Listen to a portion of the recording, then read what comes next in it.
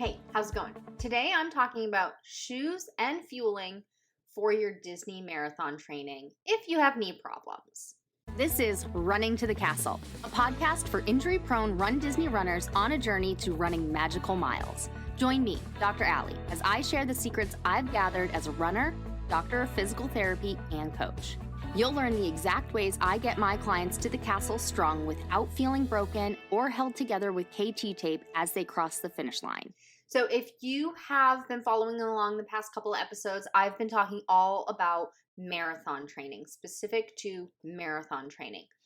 Talked about forming your training plan with strength, running, and cross training. Talked about your post-run recovery. And today it's all about shoes and fueling. I get asked all the time about what are the best shoes to wear so that I don't have knee problems or because I have knee problems. And I will go out first and just say, you really do need this particular to you. You either need a gait analysis or a shoe and foot analysis. At least answer one of those questionnaires on the shoe websites or talk to your podiatrist, your physical therapist. Get one-on-one attention for this particular aspect of your training because shoes are there. It's not a one size fits all. It's very dependent on the shape of your foot. Is it wide? Is it narrow? How you stand, how you walk, how you run. It's very particular. Okay. However, I will talk briefly about types of shoes that tend to be good for people with knee problems or types of shoes to avoid if you have knee problems. Okay, so I'll start there. So I'll start off first with a shoe to avoid because that is top of mind. If you have medial knee problems, you want to avoid tri-density shoes. What that means is it's a type of shoe that has 3 different densities for the sole of the foot. So what typically happens is you have a soft lateral aspect or outside aspect of the heel. Then you have some cushion on the medial, the inner heel, and then you have support along the arch, the medial aspect of most of the rest of the shoe.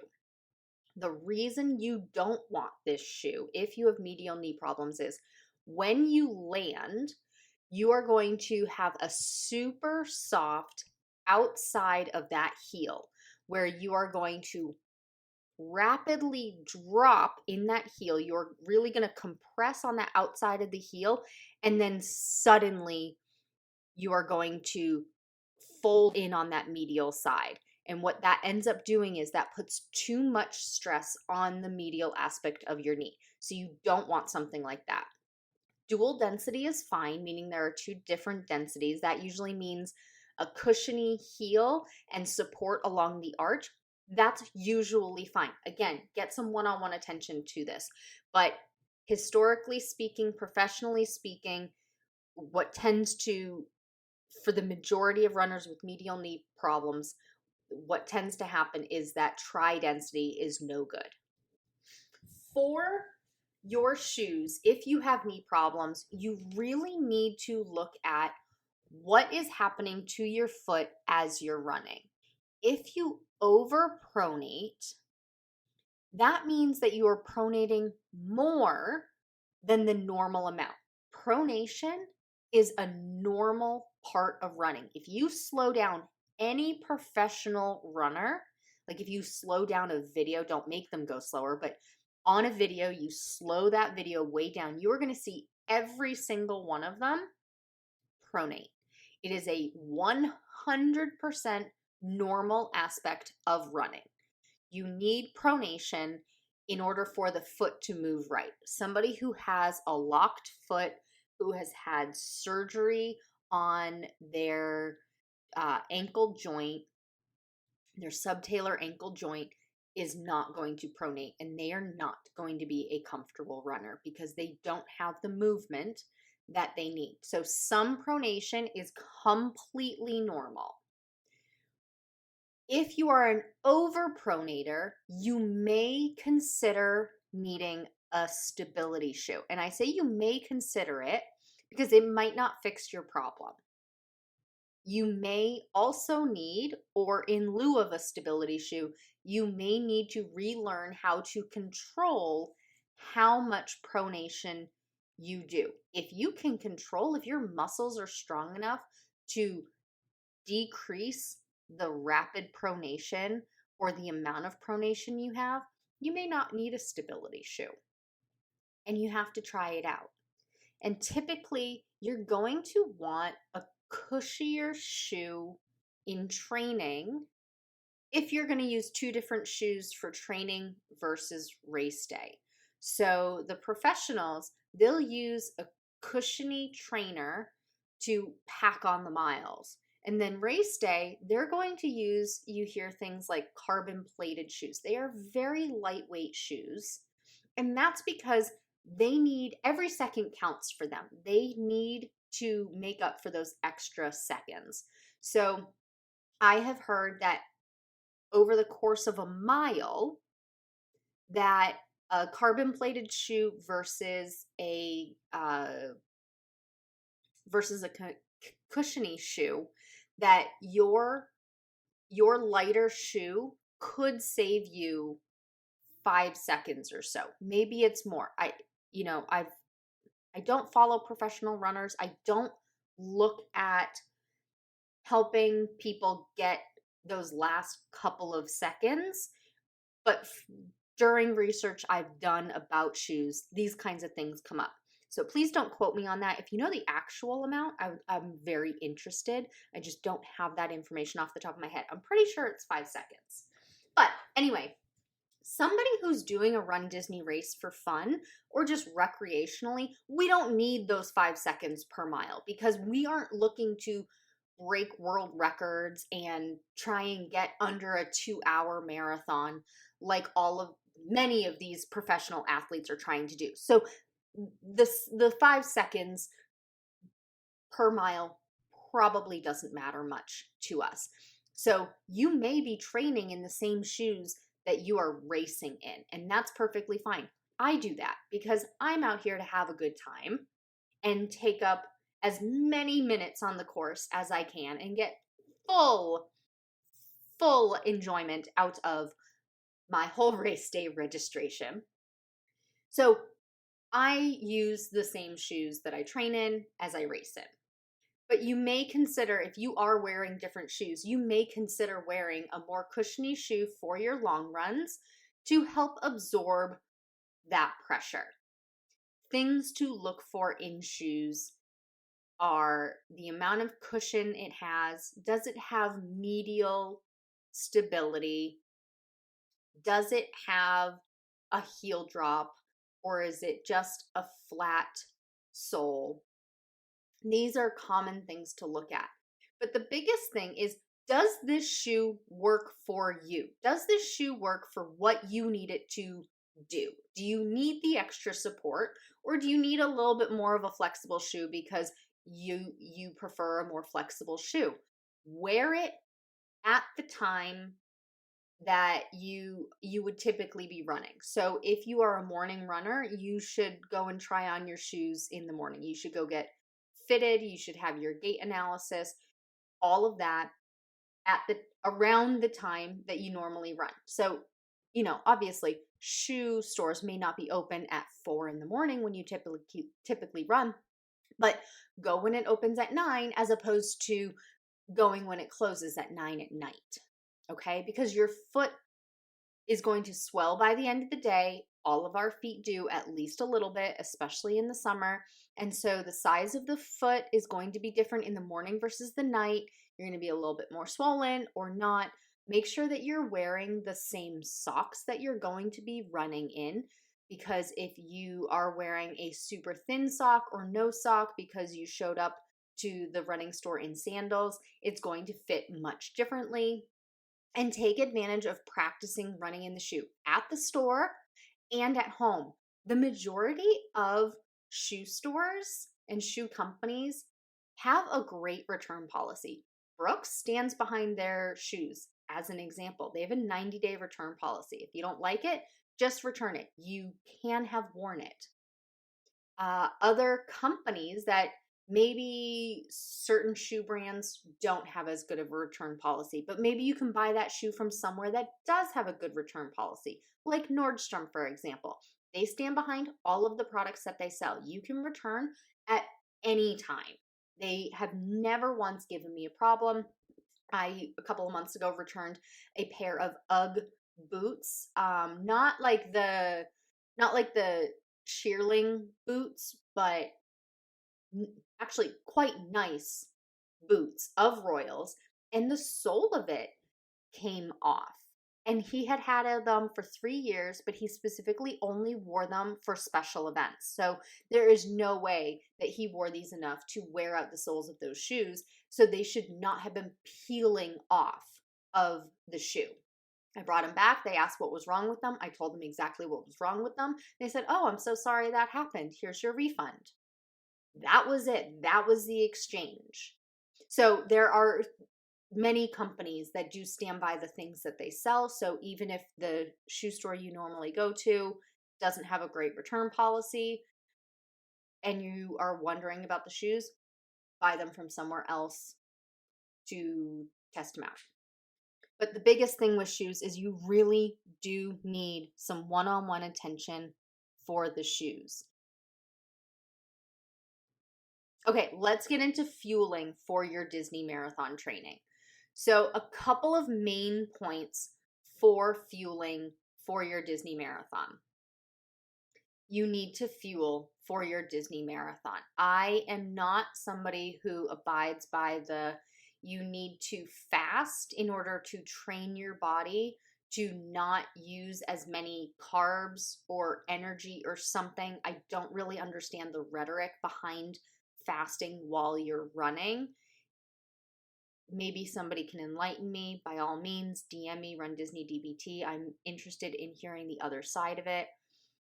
But my thing is, I have always done much better when I am full and fed. Well, maybe not quite full, but fed when I'm training. Fuel gives you the energy you need to go about your day and you need extra for the extras. So training for a marathon, you're going to need extra. The standard rule of thumb is 60 to 90 grams of carbs for every hour you're out there running after 60 minutes.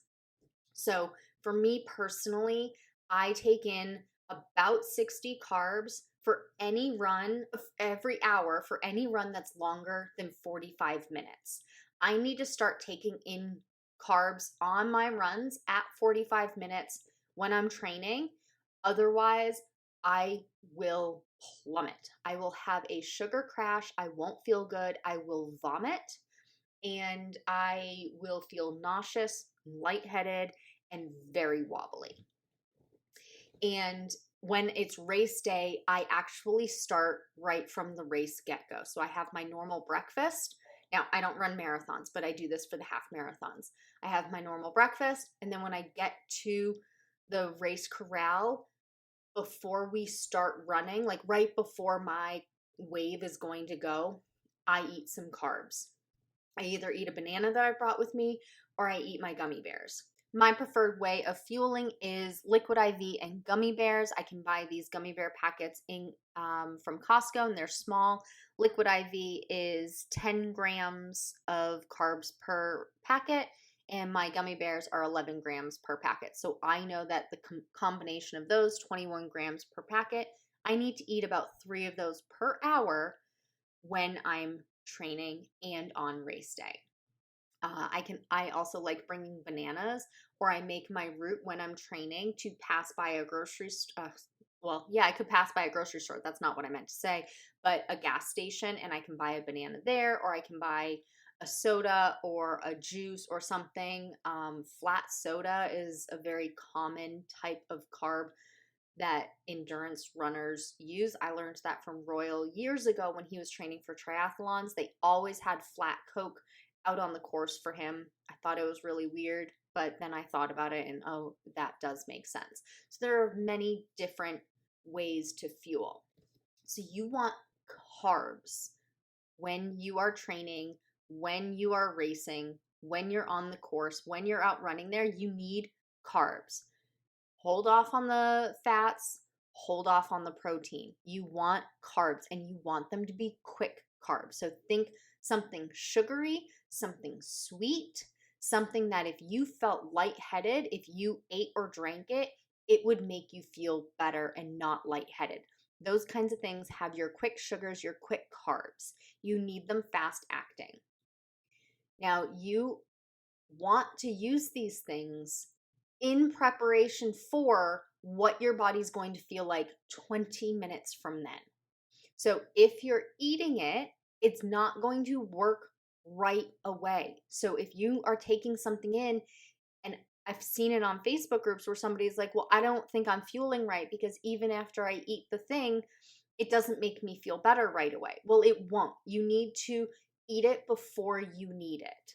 So that's why I start taking in carbs at 45 minutes when I'm out on a training run, and I start at the race start on race day, because I want to prevent myself from feeling like I need it. If you feel like you need it, it's too late. Same with hydration. If you feel thirsty, you are already dehydrated. So you want to eat carbs, way sooner than when you need it. Okay? And then you need to regularly take it in. So it's 60 to 90 carbs per hour you're out there on the course. So I take in 3 rounds. Every 20 minutes, I am taking in 20 grams of carbs about. Usually it's just a little bit more.